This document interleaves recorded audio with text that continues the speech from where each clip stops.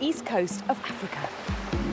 Our scientists face their toughest trial yet as they take on the ocean. They have to complete a set of marine challenges with a few simple tools, basic kit and a boatload of ingenuity.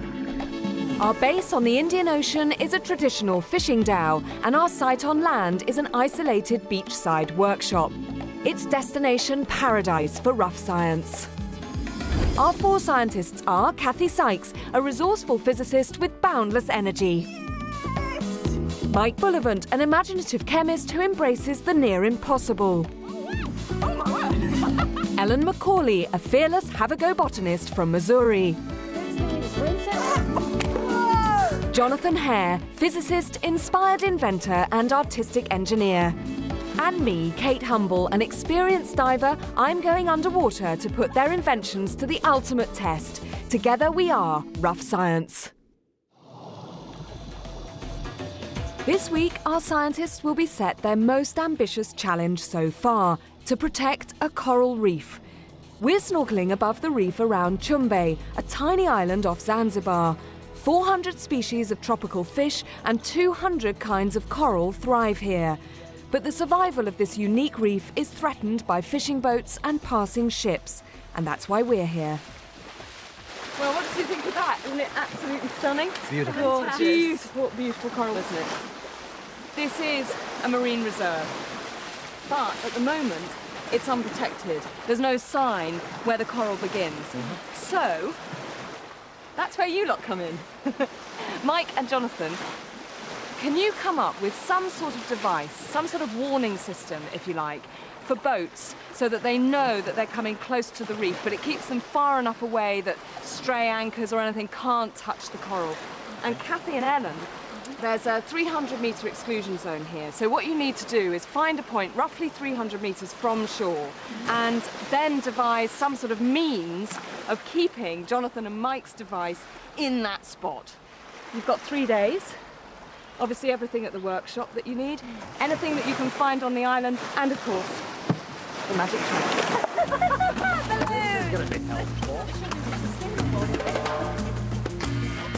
So the team have to protect this precious coral by building an alarm system that keeps the boats away. Ellen and Kathy are going to check out the spot where the alarm system will need to be anchored on day 3. It's on the edge of the exclusion zone just beyond the coral reef. It looks pretty deep. It does. Now, we're going to have to measure the depth so that we can attach a big weight to the seafloor, have a rope going up to something. Well, and then also we're going to have whatever they have as the system floating. Yeah. I think I can handle the floating bit. Okay, so I'll find something to measure the depth and make sure it can cope with a tidal difference too. Okay. And I'll handle the floats. Great. Their job is to secure a raft to the seabed with the right length of rope. If they get it wrong, strong currents could drag the alarm onto the coral and damage it. Back at the workshop, Jonathan and Mike are drawing up the design for an alarm system that will work out at sea. One idea maybe is, if you imagine this is the water, if we have in the water a load of sort of buoys, like made out of a rod, right, a piece of wood, and then we can have a wire that goes above the sea. Tripwire? Yeah. So some alarm system that's triggered by a boat approaching the reef? Yeah. And that sets the alarm off, which they can hear. Yeah. I think lights are no good, because in the day you're just not going to see it. It's so bright out there. Yeah. But a large bleep, you hear that hundreds of metres away. And so if a boat comes along, obviously the front of the boat is going to be wet because it's going through the water. It will make a circuit and trigger the alarm. All right, so you're building an incomplete electric circuit, which is completed by a boat touching the wire. Yeah. Genius. Mike goes beachcombing for materials, and Jonathan's got to work out how to power the alarm in seawater where there's no electricity supply. And he's had another bright idea. We got one of these things given to us in the trunk. This is a little garden light. Yeah. And it's got solar cells on it. And so we can charge up in the day using the solar cells, the thing. That'll work, won't it? Yeah, absolutely, but it won't work at night. Oh, no. Or if it's cloudy, perhaps. Oh, no. So we need a 24-hour power solution. So the other way is to use wave power. then we got sun and wave. Then we can power it 24 hours a day. That would be fantastic. Yeah, and there's an incredible amount of energy in a wave. You know, it can pick up something like a QE2, a really heavy boat, and just lift it up and put it down again, just with one wave going past. I mean, people have been trying to harness wave power for years, and no one's been terribly successful. No, well, I think we would just make a really simple little generator. Right. Something like this. I've just got a can here, a photographic can, and with wire on it, and a magnet. The key to making electricity is you need wire, you need magnets, and you need movement. You can either move the wire or you can move the magnet. So if I put the lid on here and shake it, you can see you make electricity. There's no battery there or anything. Let me have a go.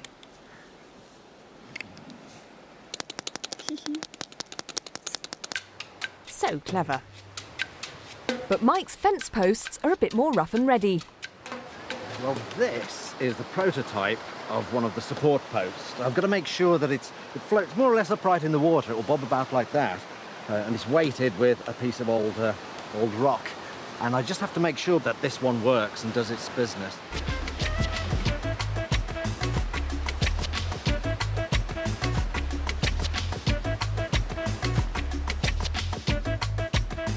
What I've just been doing is determining the optimum height for this bottle. If the bottle's too low down, too close to the weight, this thing will be very unstable. If it's too high, well, we don't have enough distance between the wire, the trip wire, and sea level. So that, I think, is about the optimum height for the bottle, and that's what I'll go with. This is my template. I'll make 20 of these. What an easy morning, really. Ellen and Kathy have returned from the reef and they've got their work cut out for them. Ellen gets going on her raft.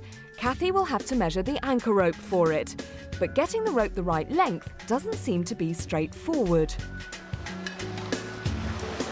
Now, I need to measure the depth of water somehow, and the obvious way is just to take a weight, if you imagine that's a weight, and drop it down from the surface, and then measure the length of rope.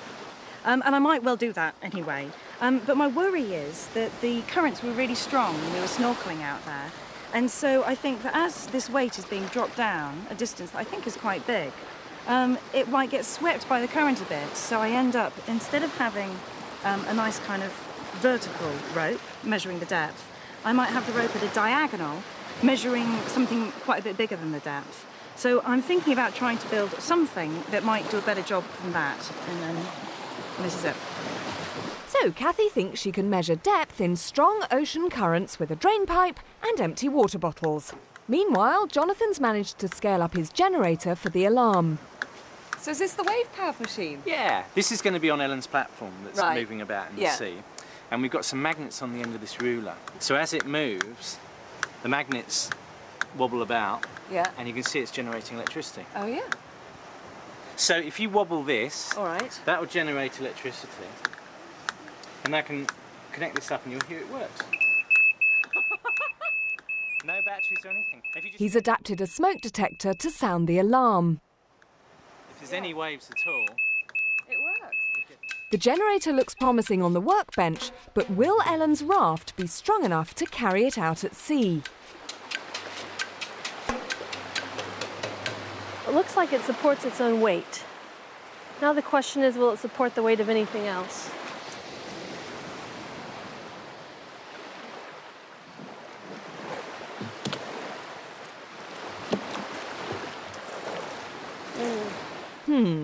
Might just need a bit more finessing.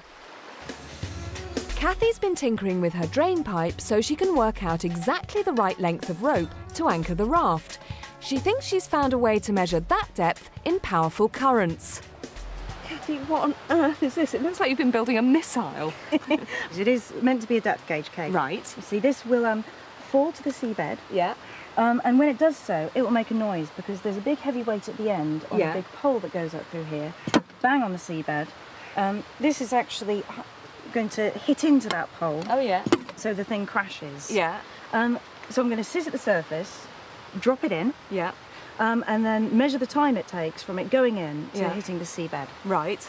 And you'll hear the crash, will you? I hope so. Surely you're going to have the same problems with this as you would dropping a rock on a piece of rope. Well, the thing is, even if this does get carried by the current a bit, Yeah. because it's falling just under the force of gravity, it can still be carried off to the side like that, but it will still take just as long to hit the bottom. Oh, right. Even So if it it'll moves in be, the the current. reading will be exactly the same whether it falls straight down or it if goes it goes slightly off. skew. Kathy's sure her tin tray depth gauge will take the same time to reach the seabed, even if currents drag it to the side. Mike's already assembled 20 fence posts for the alarm system, and he's keen to show off his master craftsmanship.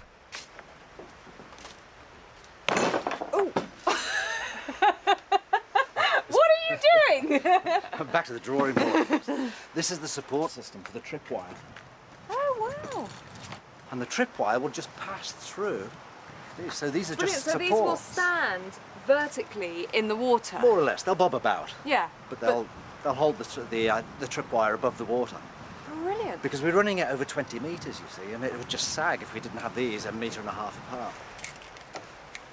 We've got 20 metres of this. It will just sit in these cradles, like that, supported.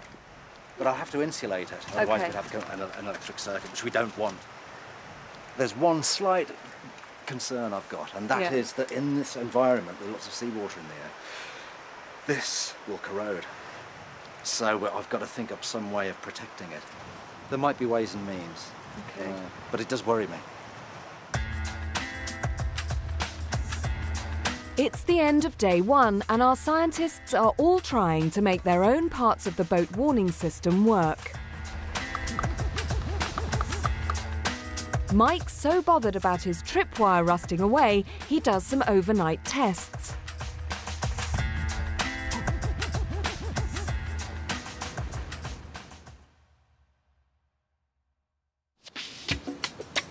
Day 2. In just 24 hours, we have to build this unique alarm system out at sea.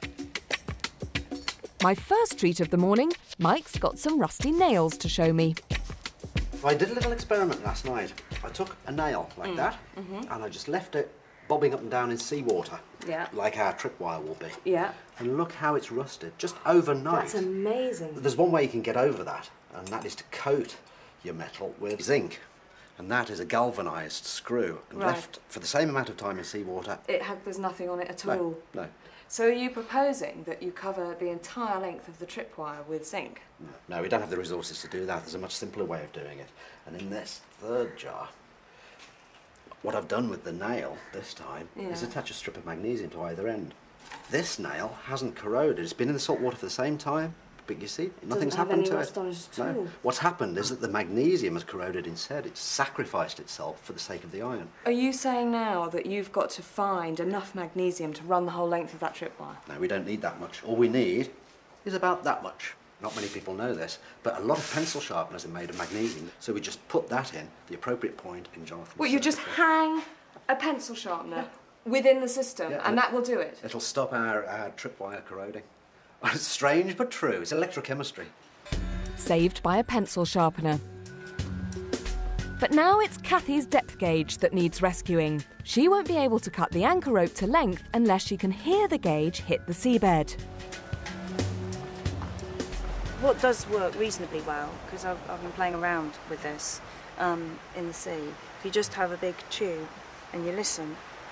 But even so, you know, you can hear... And what happens if you put a stethoscope on the tube? No, that's an idea.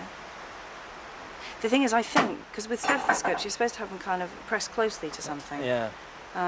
So I'd have to press it closely to a curved surface of a tube. Yeah. I mean, Unless you put a balloon over the end of the tube. And no, then but listen. that sounds a bit mad, doesn't it? You could try it though. Another fine idea, Dr. Hare. Ellen's had her own brainwave to make her raft more buoyant, so it'll carry Jonathan's generator. And the net is for what? Basically, when I put this wood in the water yesterday, it was less dense than water, so it floated. Okay. But it's not buoyant enough to support much weight, so I don't think it would hold his generator. Okay. So what I thought we would do is stuff it with coconuts. Why? They've got a pretty good skin on them. Yeah. And the fibers trap air inside. These can float all the way across the ocean from one continent to another.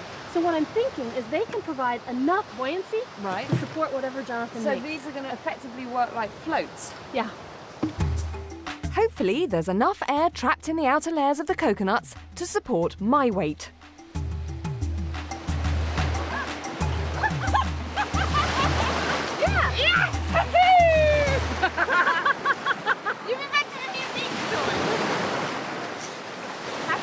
I am very happy. If it holds you, it'll hold anything Jonathan does.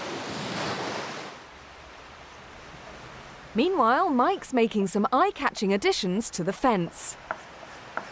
I thought our tripwire would be more obvious if we had some flags attached to the poles. And this is turmeric. It's turmeric root. It's grown in Zanzibar. And you can see, if you cut the root, you get a beautiful yellow dye. And if we attach these pennants to our poles, then boats can't say they didn't see our tripwire. And if Jonathan's generator works, boats should be able to hear the alarm system too. But if Kathy can't anchor it securely to the seabed, it could do more harm than good. She's now gone out in our dhow to test her depth gauge. To make it accurate, she needs to time it hitting the seabed in known depths of water. There are no currents at this spot, so first she drops a measuring rope straight down to find the exact depth. Now she's checking how long her gauge takes in this depth to hit the sea floor. Using the tube, a balloon and stethoscope, she listens out for the ping. Okay, ready, set, go.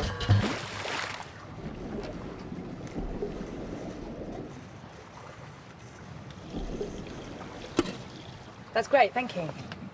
So that was around 12 seconds, around about 12 metres.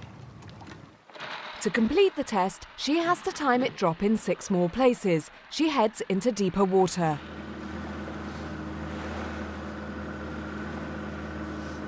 Meanwhile, Jonathan is finding out if his generator can be powered by the sun alone. So I've got the covers on, so all this is to protect it from water. And I've also added the garden solar cells. So these are the little garden lights. So at the moment, because I'm not moving this, there's no wave power. It's being powered completely by the sun. So let's see if we get the bleep. We do. So if we just cover up the solar cell, then of course we don't have any energy from the sun, and we haven't got any energy at all, so the siren goes, and we can't hear it. But if I give it some wave power now, we're getting it working. So now we have a completely environmentally friendly way of powering it. We've got the sun and we've got wave power. Ellen's teamed up with Mike and they've found another use for the coconuts. Yeah. Well, what do you think? Well, I think having the coconuts as separators on the rope is better than not having anything. For sure. Because we don't want them to kind of collapse Pop together in. like that. Yeah. And if the rafts at either end of the 20-metre tripwire are really well anchored, Right. it will give some tension to this. Yeah, so between the two, I think we should be okay. Yeah. Are you happy? Yeah, I'm happy. Let's go string some more coconuts. All right. Yeah. Kathy's still bobbing about in open water, testing her depth gauge. It's painstaking work. Each reading takes half an hour. You ready? Yeah. Okay, drop.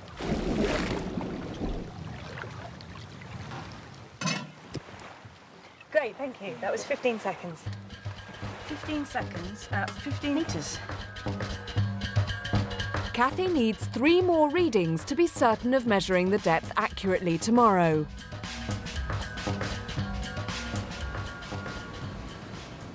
At the end of the afternoon, Ellen's knee-deep in coconuts.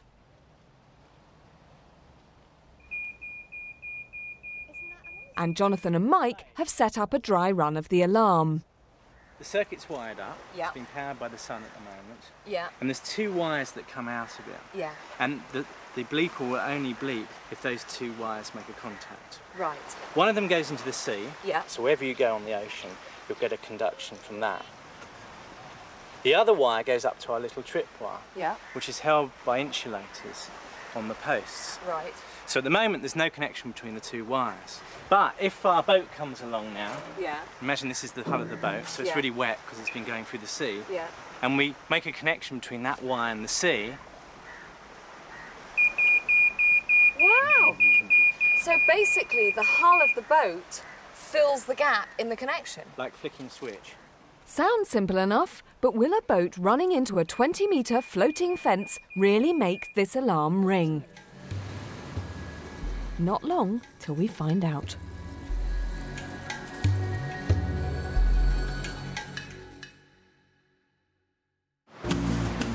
It's day 3 and we're off to the island of Chumbe to install the alarm. The scientists are confident they've done everything they can to perfect their own part of the system. Now they need to join forces to make it work. When we get to the boundary of the exclusion zone, Kathy has to tell us the depth. Then we can cut the right length of anchor rope and secure the system exactly. Let's measure the depth. Okay, you know how long Ellen's ropes have got to be. Now what can I do? When I say drop, drop. Right. And I'm going to listen out for the ping using my measuring tube. What are you timing? Now I'm going to time the time it takes for it to go from here to when it hits the bottom, which is when it goes ping. And from that, I'll be able to work out the depth from a test I did before. Okay, fine. Okay, is everybody ready? 3, 2, 1, drop.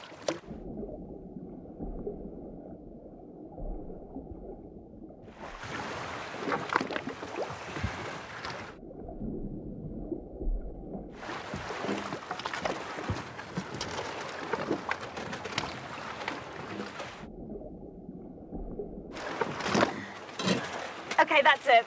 How long was that? 27 seconds. Now, so what does that tell you about the depth? Well, I've drawn this beautiful graph. And it was incredibly linear. So you drew this up yesterday? That's it, and it's a much straighter line than I ever imagined. And it actually goes down at round about a metre a second. Okay. Approximately. If it's 27 seconds, yeah, that means it's around about 27 metres, plus or minus a couple of metres. Okay, well, I'm going to try and get into a slightly more elegant position to tell you, to confess, that I snuck off when none of you were looking, and I came and dived this spot. And I lay on the bottom, looking at my dive computer, and the depth that it registered was 27.3 metres. Yes! So you're 0.3 out, Kathy Sykes. Which means, Ellen, that you're going to need about 27 metres of rope for your boy. We're ready to build the fence with 140 coconuts, 20 fence posts, 60 metres of rope, a raft and Jonathan's generator. It's time for me to take the plunge and help put all this together. Nice to see you. So we're going to put a flag at the end of a string of coconuts and then start to put the wires through the flags. We have the buoy, string of coconuts, first flag, then another string of coconuts, then another flag, and then I'll start wiring up the wire between those two flags and carry on. We'll grow the fence. Okay, so here's the first flag. Okay, can I just see how it sits in the water? Fantastic. Mike, the flags are looking fantastic. Good. Mike and Ellen help me out in the water. Another coconut. Okay, some more coconuts. Flag. Yep. Brilliant.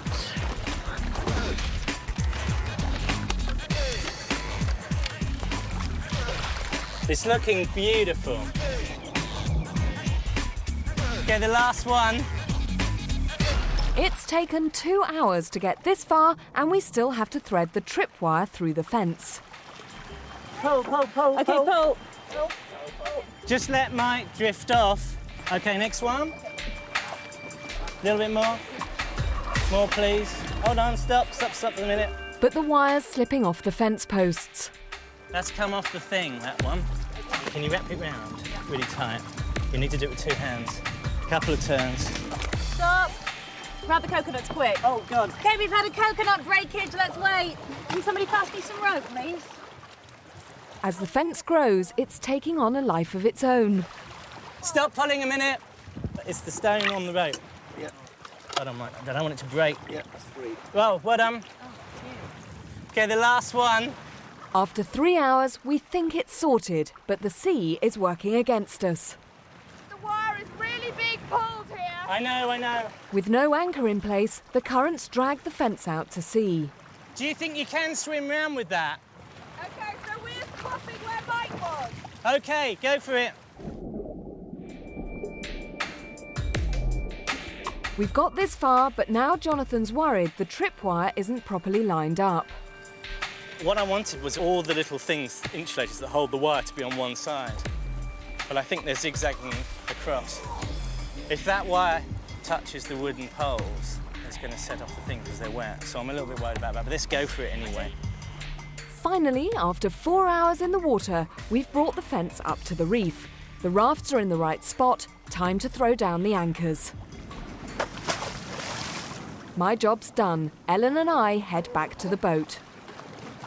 Well done, folks. At the last minute, the final detail. Mike adds the magnesium pencil sharpener to prevent the tripwire corroding.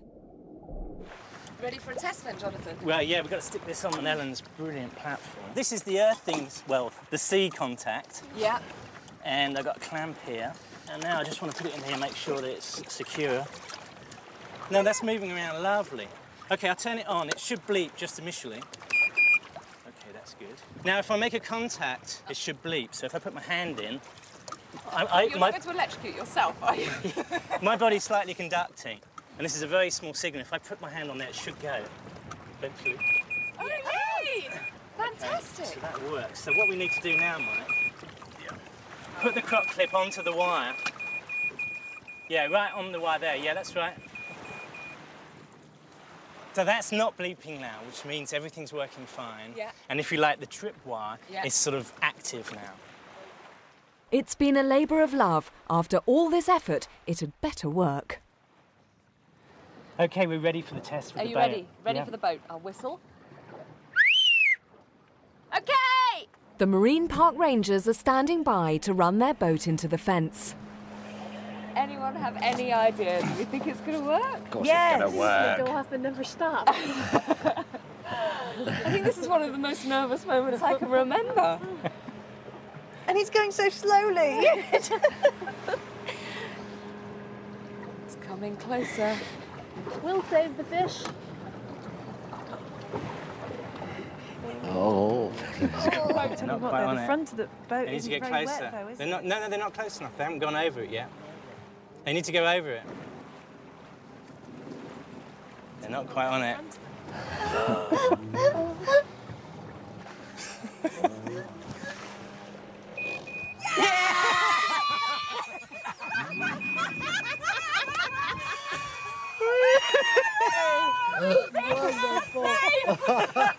That was absolutely extraordinary. That was the very first coral reef burglar alarm, and that was Rough Science. I hope you enjoyed it. Join us for more soon.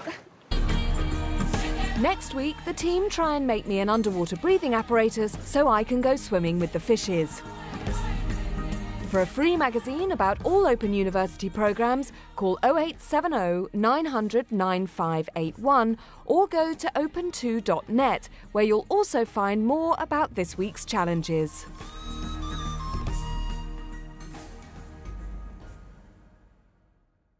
Indian water clock, maybe in a temple. Champagne, mingling, nice people. In the shape of an enormous pie. So there you have it. Comedy, business and history. An eclectic mix for a Wednesday night on BBC Two. Over 100 years, one place